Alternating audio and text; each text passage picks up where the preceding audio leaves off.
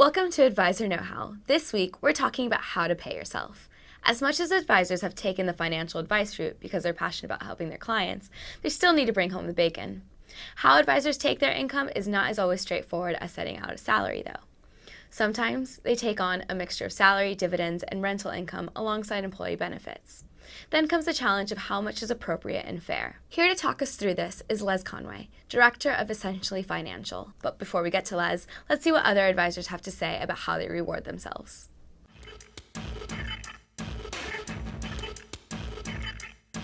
Pay is a mixture for me of salaries, which is minimalised so as to avoid the NI charges. I then pay myself dividends, which are voted at the beginning of the year. I then have rental incomes and I have various different sources of income that come in. I do get paid a salary, a modest one, but mostly we take. I take a dividend from the business.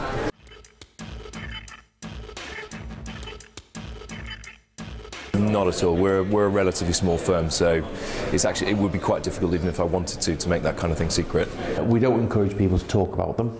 The earnings, I think most people know what each other is on, and they all do different jobs. So because we are a small business, the earnings are probably more out in the open than they are in a big business.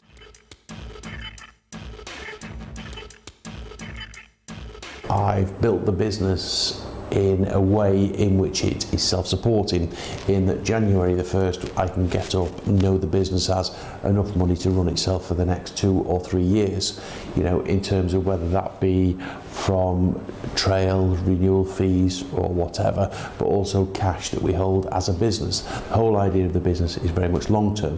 That fits in with my own personal needs, in that if I ever need money, I can have money. To be honest, a lot of it's down to tax. As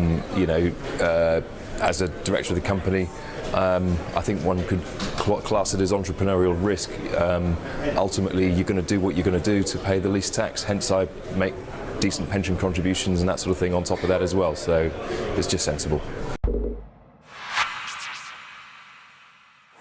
How do you structure your income when it comes to paying yourself from the company?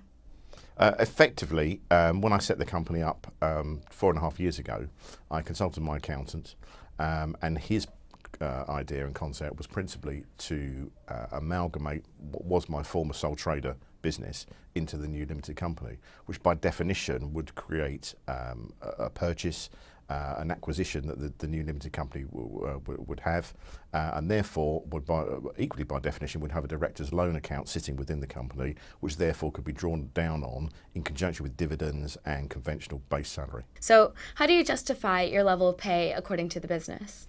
It's quite straightforward really, because it's just like any business expense.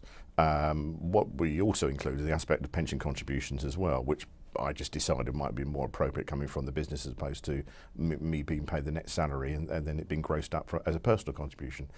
Because it's cleaner, it's more straightforward, and it's just an easier thing to administer and manage. So from that perspective, if there's an expense cost like my staff or the rent, that's what it is, and you're either generating the revenue or you're on the turnover, or you're not. And again, that applies to any business. It's quite straightforward economics, really. And are the earnings quite secretive within the firm, or are you pretty open about how much you bring in? Yeah, I mean, I have no issue with it at all. My part-time administrator, I have 2 key support staff, administrator and the paraplanner.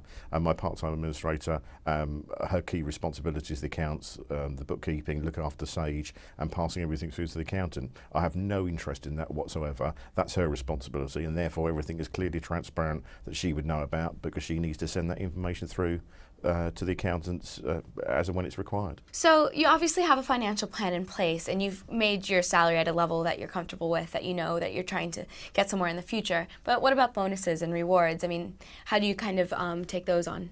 Yeah, I mean, I don't specifically look at a bonus structure or any sort of regularity in that kind of sense at all. That's not really what it's about, and that's not really relevant. Yeah, there might be occasions where I feel there's necessary for let's say an extra ad hoc draw. But generally, I'm looking at the end game, and it's the end game which is relevant, and that's how I introduce the whole concept with clients in my financial planning process, because at some point in time, and then one day everybody's got to get out and doing what they're doing, and that's the case in all walks of life, in all business environments. So I'm walking the talk in that sense, and that's the main principle. Great, thank you very much. That was very helpful. You can download the crib sheet for this week's edition at citywire.co.uk/advisor know-how or bnymellonam.co.uk/advisor know-how. Or you can find the link and add your views at Advisor Know-how on Twitter.